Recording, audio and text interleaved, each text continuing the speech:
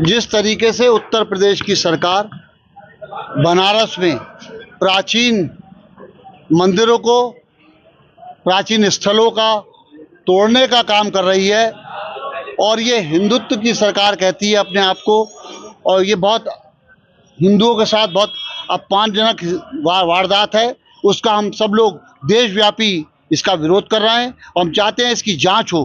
पहले ये तय हो कि कहाँ पे अनाधिकृत अतिक्रमण है, उसे उसी के अनुरूप काम किया जाए। एक तरफ तो हम बात करते हैं कि हम मंदिरों की बात करते हैं, मस्जिदों की बात करते हैं, गुरुद्वारों की बात करते हैं, चर्चों की बात करते हैं, मगर जहाँ धर्म की पुराने प्राचीन मंदिरें जिस तरीके से तोड़ा गया उसका हम भर्त्सना करते हैं और हम चाहते हैं उसकी जांच हो और जो दोषी व्यक्ति हैं उनके खिलाफ कार्रवाई हो।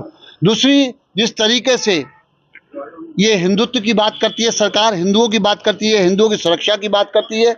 देश में 4 संत हैं बड़े, उसमें अभी मुक्तेश्वरानंद जी के साथ जिस तरीके का दुर्व्यवहार प्रयागराज में हो रहा है, हम उसकी घोर भर्त्सना करते हैं और चाहते हैं कि सरकार अब भी जाग जाए और नहीं तो इसके अंजाम उन्हें भुगतने पड़ेंगे।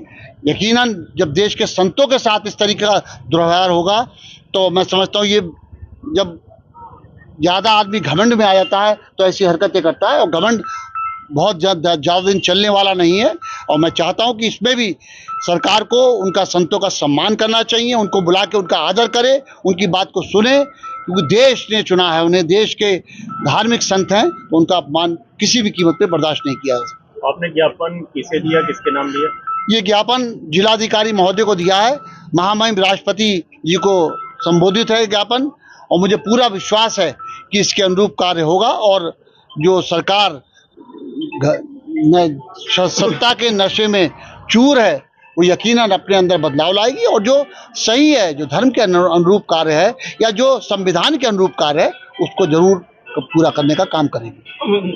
पंचायत चुनाव होने वाले हैं, पंचायत चुनाव ये आज पंचायत का नहीं, आज मसला दूसरा है, विषयांतर हो जाएंगे।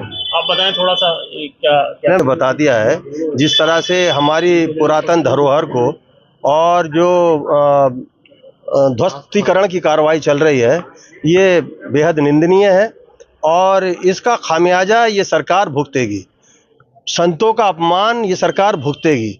मंदिर मस्जिद का ध्वस्तीकरण बराबर कर रहे हैं ये भुगतेगी। ये तय बात है कि पाप का घड़ा कुछ देर से भरता है और जुल्म की रस्सी ईश्वर वाला भी थोड़ी सी ढील दे देता है।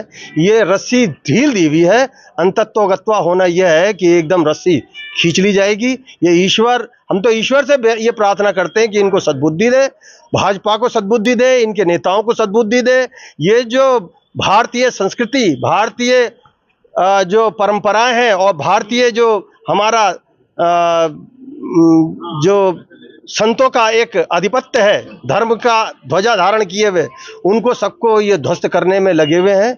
और मुझे ईश्वर से, हम तो ईश्वर से ही अब काम ना कर सकते क्योंकि तथाकथित ईश्वर तो अब ये सत्ता में बैठे हुए लोग हो गए। अब ये तो अपने आप को खुद को ईश्वर कहने लगे। जब ये खुद को ईश्वर मानने लगे तो हमेशा ये हिंदुस्तान का इतिहास गवाह है और हमारे वेद वेदांत कहते हैं जब किसी ने अपने आप को ईश्वर मान लिया तो उसका सर्वनाश करने ईश्वर स्वयं प्रकट होते। और मैं समझता हूँ वो दौर, वो वक्त दूर नहीं है जब ईश्वर इनके साथ इन जैसा ही व्यवहार करेंगे। धन्यवाद।